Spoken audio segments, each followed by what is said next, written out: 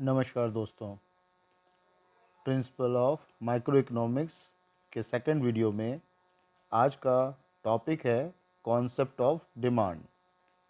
आज हम समझेंगे डिमांड क्या होती है। तो चलिए शुरू करते हैं। Demand is when a customer desire for a particular commodity at the given price in which they are ready to buy in one market at different price during a certain period of time। मतलब मांग तब होती है जब कोई ग्राहक किसी विशेष वस्तु की दी गई कीमत पर इच्छा रखता है जिसमें वे एक निश्चित अवधि के दौरान अलग अलग कीमतों पर एक बाजार में खरीदने के लिए तैयार होता है।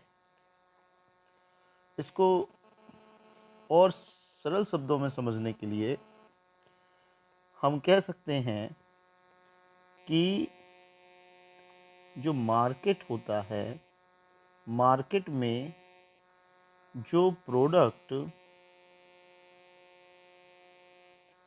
जिस प्राइस में अवेलेबल होते हैं, अगर उस प्राइस में ए उसे परचेज करने के लिए तैयार है तो कहा जाएगा कि ए एक कस्टमर है और ए जो डिमांड करेगा या ए जो परचेज करेगा that is the demand of that product. तो जब किसी निश्चित बाज़ार में किसी निश्चित अवधि में किसी निश्चित मूल्य पर उपलब्ध वस्तुओं को खरीदने की इच्छा अगर रखता है कोई, तो उसे डिमांड कहा जाता है।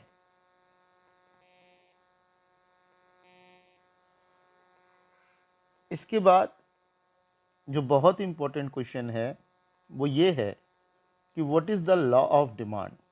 मांग का नियम क्या है। जब किसी वस्तु की कीमत में वृद्धि होती है तो ग्राहक कम मात्रा में मांग करता है, जबकि जब किसी वस्तु की कीमतें गिरती हैं तो वस्तु की मांग बढ़ने लगती है। When there is a rise in the price of a commodity, the customer demands less quantity, whereas when the price of the commodity fall, the demand of the commodity will rise। मांग का नियम बहुत संक्षेप में और बहुत आसान है। सिर्फ दो चीज़ें ध्यान रखो। जब प्राइस बढ़ता है तो डिमांड घटती है और जब प्राइस घटता है तो डिमांड बढ़ती है। ये आम तौर पर बाज़ार में हम इसको अनुभव कर सकते हैं। जब किसी वस्तु की कीमत सस्ती होती है यानी कम कीमत होती है तो उसे खरीदने के लिए लोग ज़्यादा उत्सुक होते हैं, या इसको दूसरे शब्दों में कहें तो कंजम्पशन जो होता है, जब प्राइस ज़्यादा रहता है, जब प्राइस कम रहता है तो डिमांड बढ़ जाती है। इसका मतलब कंजम्पशन बढ़ जाता है या हम कहें यूज़ बढ़ जाता है। यानी कि लो प्राइस पर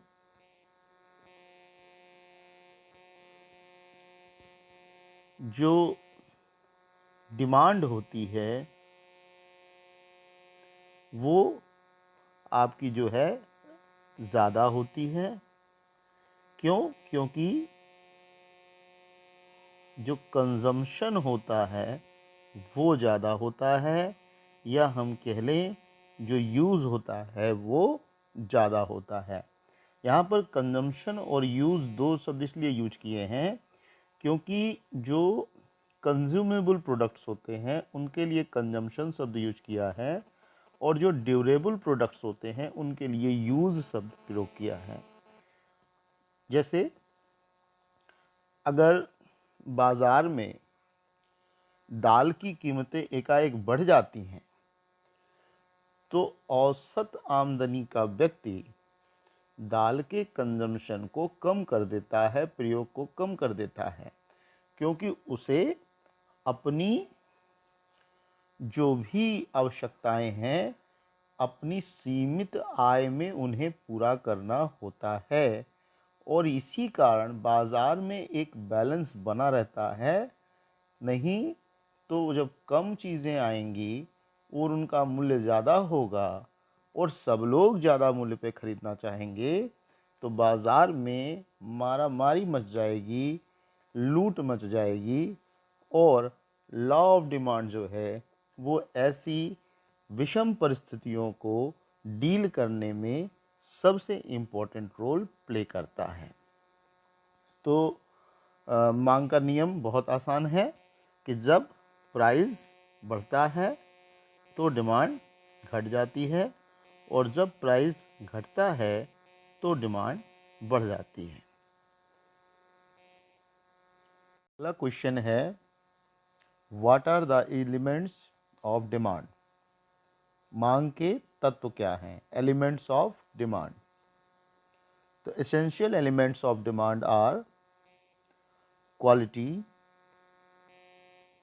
ability, willingness, prices and period of time. अर्थात मांग के आवश्यक तत्व हैं मात्रा, क्षमता, इच्छा, मूल्य और समय की अवधि। सबसे बड़ी चीज़ जो ध्यान देने वाली बात है कि मांग के तत्व में हमें क्वांटिटी पर ध्यान देना है, एबिलिटी पे ध्यान देना है यानी कि क्षमता पैसा देने की, विलिंगनेस यानी कि पैसा है लेकिन उसके बाद भी खर्च करने की ताकत होनी चाहिए, मूल्य पता होना चाहिए और समय कौन सा है यह भी ध्यान होना चाहिए।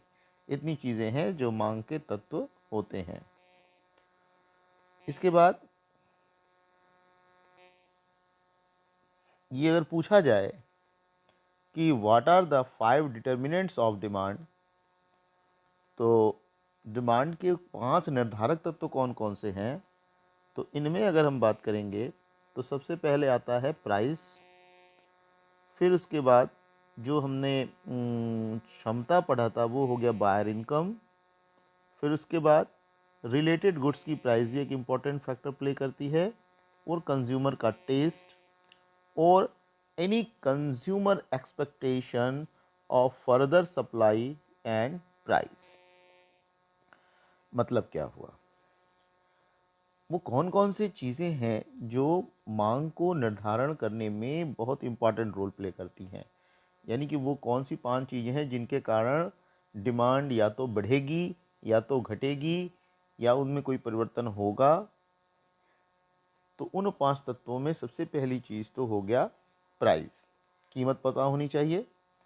दूसरी चीज़ खरीदार की आय क्या है ये पता होना चाहिए, अब आमदनी होगी तभी आप खर्च कर पाएंगे। और उससे संबंधित वस्तुएं अगर बाज़ार में कोई हैं तो उनकी कीमत क्या है। दूसरी चीज़ उपभोक्ता का स्वाद यानी कि टेस्ट, और इसको आप पसंद भी कह सकते हैं उपभोक्ता की। और भविष्य में ऐसा तो नहीं कि उसको कोई स्पेकुलेशन लग रहा हो कि कीमतें बढ़ जाएंगी तो आज ज़्यादा खरीद लें।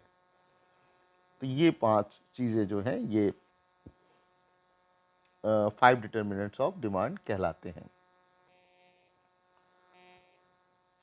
अगर बात करें 5 की जगह अगर 7 डिटर्मिनेंट्स पूछ ले, 7 डिटर्मिनेंट्स ऑफ डिमांड पूछ ले तो क्या करेंगे, तो उसमें जो हमारा सबसे पहला होगा वो होगा taste and preferences of customers, income of people, changes in the price of the related goods, ये सब हमने भी पढ़ा था।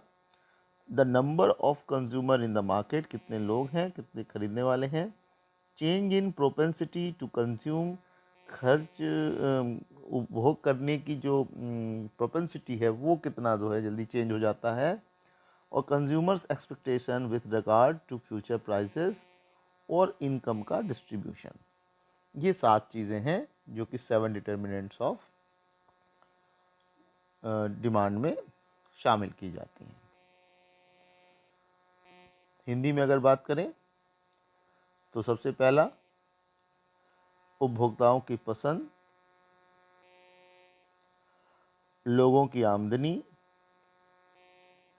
संबंधित सामान की कीमतों में बदलाव, बाजार में उपभोक्ताओं की संख्या, उपभोक्ता की प्रवृत्ति में परिवर्तन और भविष्य की कीमतों के संबंध में उपभोक्ता की अपेक्षा और आय का वितरण। ये 7 निर्धारक तत्व होते हैं जिससे मांग में कोई भी परिवर्तन हो सकता है।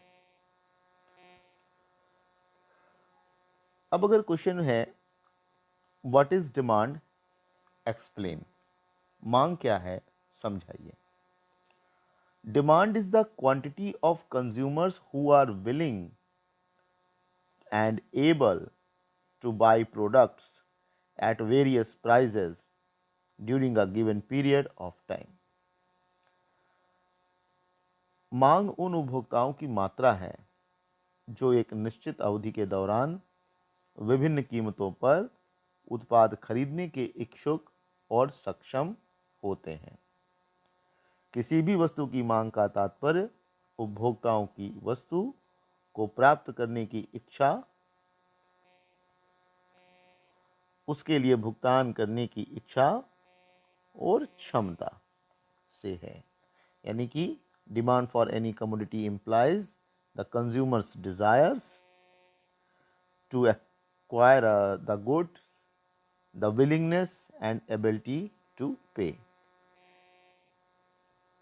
तो डिमांड में 3 चीज़ें निकल के आ रही हैं जो दिखाई पड़ रही हैं। वो हैं सबसे पहली चीज़ तो डिज़ायर टू एक्वायर, यानी कि कह लें कि प्राप्त करने की इच्छा, और दूसरी चीज़ आती है इसके अंदर भुगतान करने की ताकत,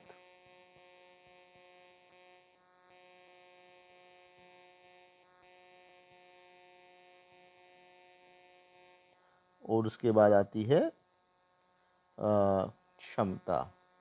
भुगतान करने की ताकत और भुगतान करने की इच्छा।